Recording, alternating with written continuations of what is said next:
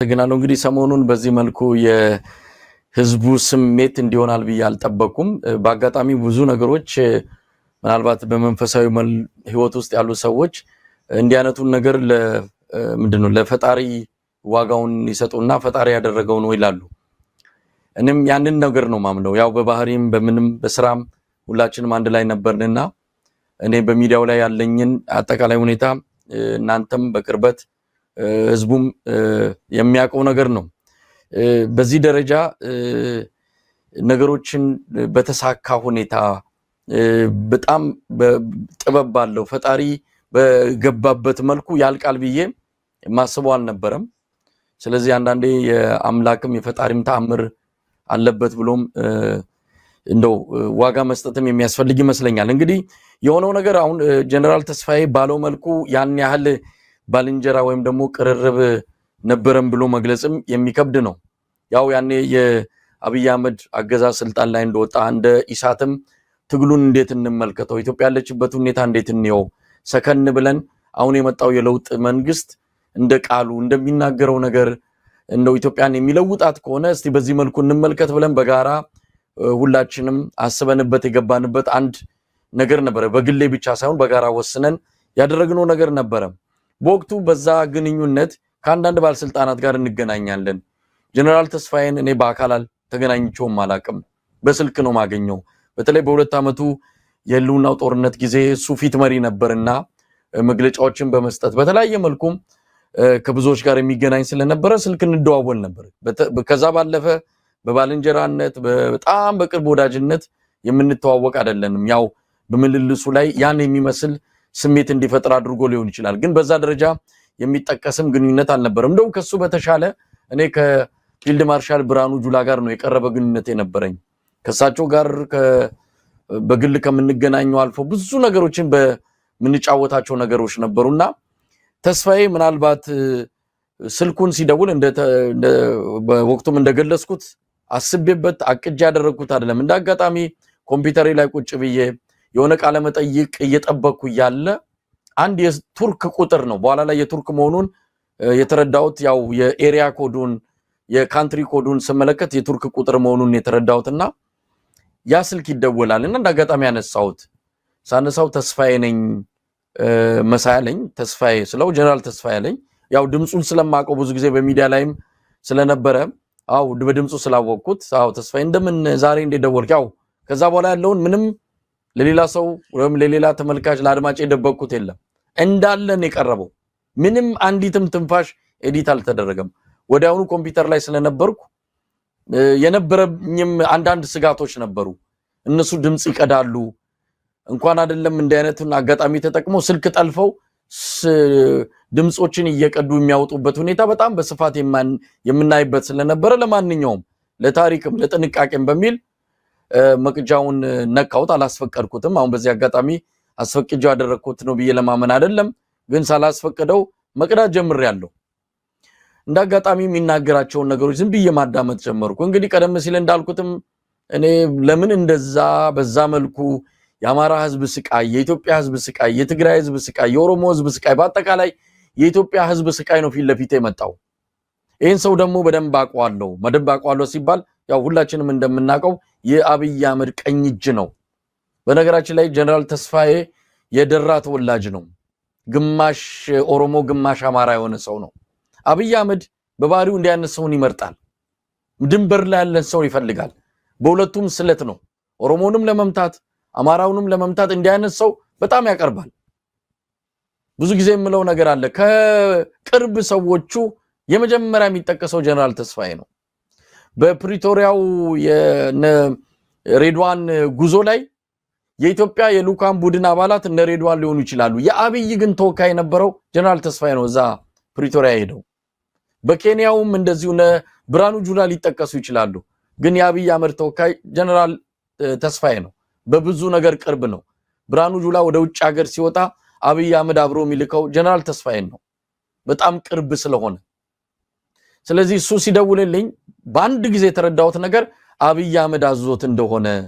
ብራኑ ጁላ አጠገቡ እንዳለ ይሄንን ስለተረዳው በጣም ፈጣሪንም በዛው አጋጣሚ እንደው ጽናቱንም ትግስቱንም እንደው የምናገረውንም ነገር አንተ እንደው አንደበቴ ሁን ብዬ በጣም አስተዋውሳለሁ ያልኩትን ነገር ዝም ብዬ ሳዳምጠው እንደነበረ ነውና ይሄ ታሪክ ሊፈጠር እንደሚችል እንዲህ አይነቱ ነገር ሊከሰት እንደሚችል ገምቻለሁ በኋላ ላይ ቀስ ያለ ውይይቱ ሲመጣ ያው እንደሰማችሁትም አንዳንድ ነገሮችን ምታገሰው አልነበረም በተለይም ደግሞ በድሮን ያማራ ህዝብ የሚጨፈጨፍበት የኦሮሞ ህዝብ የሚመታበት ባለፈውም እንደዚሁ የአብይን አህመድ ስብከት ሰምተን የትግራይ ህዝብ ላይ ያ ሁሉ ማት ሲወርድ አዎ ጦርነቱ በዋት እብሪት በዋት እንቢተኝነት በዋት ትዕቢት የተጀመረ ቢሆንም የትግራይ ህዝብ ዋጋ ከፍሏል ያ ሁሉ ነው ባይነሊና የሚደቀነው ስለዚህ እንደው አንዳንድ ነገሮችም አሁን ዝም ብዬ የሚቆጨኝ ነገር አለ እንደው ብናገረው ደስ የሚለኝ ነበር ግን በተቻለ አቅም ባለኝ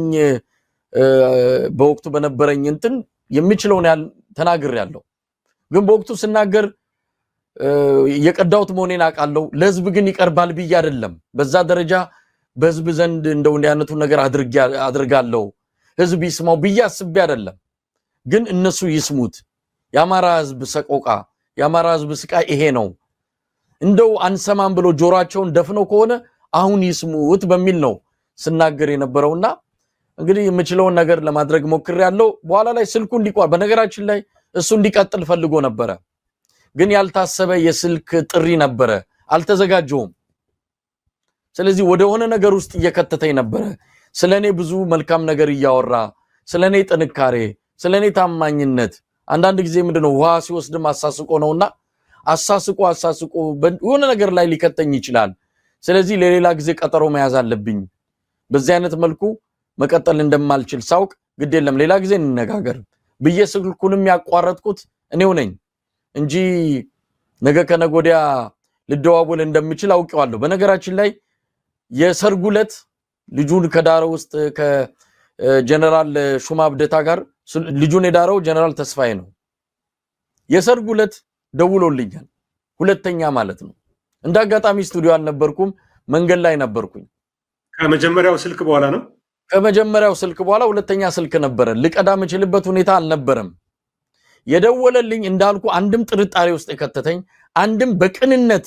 እኔን እንዳገኘኝ እንዳላስብ ያደረገኝ ሁለተኛው ስልክ ነው ሁለተኛው ስልክ ላይ ደውሎ ዛሬ የኔ ልጅን ድሮዋለሁ ሰምታል አለኝ አው መረጃውን ሰምቻለሁ አልኩት ግን የተባለው ሁሉ እውነት አይደለም ይሄ 300 ሚሊዮን ብር የሚባለው እውነት አይደለም ሰርጉን እንደውም ያሰብነው በምንድነው መኮንኖች ክበብ ነበር እዛ ጭቃ ስለሆነ በአጭር ጊዜ ውስጥ ለውጠን ነው ወደ ሚሊኒየም አዳራሽ ያደረግነው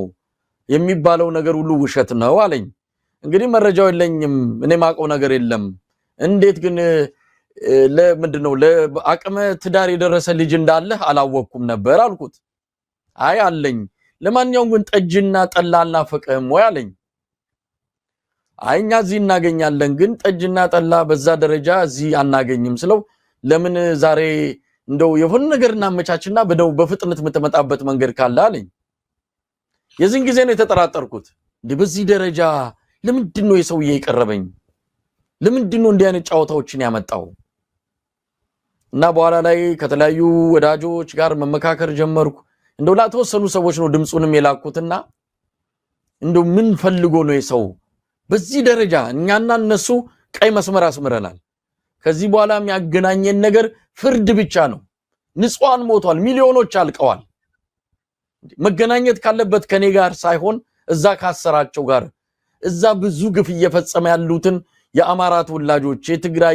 የኦሮሞ ተወላጆችን ግፍ መፈጸም በማቆም ነው እንጂ እኔ ጋር በመደወል አይደለም ይሄ ሰውዬ የሆነ ነገር ፈልጓል በሚል እንዲሁ ስናወራ ቆየና እንዳጋጣሚ ድምጹ በምን እንደወጣ አላቅም አሁንም ቢሆን ያ ድምጽ ወጣበትን መንገድ ያጣራን ነው አንድ የጠረጠርነው መንገድ አለ እሱን እየፈተሽን ነው በዛ መንገድ ድምጹ ተቆራርጦ ወጣ በነገራችን ላይ ይሄንን ኢንተርቪው ወይም ደግሞ የምልልስ ያደረግነው ከአንድ ወር በፊት ነው ብንፈልግና ማውጣት ብንፈልግ ወዲያውኑ እናውጣው ነበር እኛ ምንም ነጥብ የጣምንበት ምንም ነገር የለም ግን ያው ጨዋነትም ይዞን እንዱ ዝም ብለን ነገሩን ደግሞ እንመልከተው ብለን ድምጹን ይዘናል ግን በራሳቸው ጊዜ እነሱ ይሁኑ ወይም ድምጹን ባንድም ይሁን በሌላ ከኛ እጅ ያገኙ ሰዎች አውጥተውታል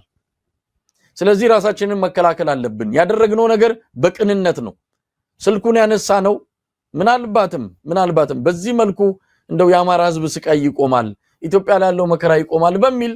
ትንሽ ገፋ በርገን እንመልከተው ብለን ያቆየነው ነገር ግን ቀድሞ ድምጹን አወጡት ለማንኛውም ራሳችንን መከላከልም እውነቱንም ማሳየት ስለነበረብን ድምጹ እንዳለ እንደወረደ አንድም ሳይቆራረጥ አንድም ትንፋሻችን እንኳን ምንም ነገር ከላዩ ላይ ሳይወጣ እንዳለ ለህዝብ እንዲቀርብ አድርገናል በእውነቱ ይህን በማድረጋችን አንዳንዶች ምናልባት ሰውየው አምኖክ እንደው ቅንነት ሰውየው ገራገር ነበረ ላንተ ክብር አለው ያ ሁሉ ነገር ከስቃይ አማራ ህዝብ ከተጋፈጠው የኦሮሞ ህዝብ ከተጋፈጠው የሚበልጥ አይደለም እነሱ ቅንነት ቢሆን ኖሮ እነሱ ጨዋነት ቢኖራቸው ኖሮ መጀመሪያ ማድረግ የሚገባቸው እኔ ጋር መደወለው ሌላ ጋር መደወል አይደለም መጀመሪያ ማድረግ ያለባቸው ድሮን መተኮስ ማቆም የአማራ ህዝብ ላይ የጀመሩትን እንዲህ አይነት ይሄ ከበባ ምንም ነገር እንዳያገኝ በአራቱ ማቅጣጫ ያጠሩበትን ነገር ማቆም ነበረባቸው ሰው ማሰር ማቆም ነበረባቸው ይህን ሳያደርጉ እንዲህ በድለላ በጎን የመጡበት ነገር ከቅንነት የጎደለ በመሆኑ ይሄን ነገር ማጋለጥ አለብን ህዝብ ማወቅ አለበት በሚል በመጨረሻ ከሆኑ የቅርብ ሰዎቻችን ጋር ተመካክረን እንዲወጣ አድርገናል ማለት ነው ምንችለው ወንድማገኝ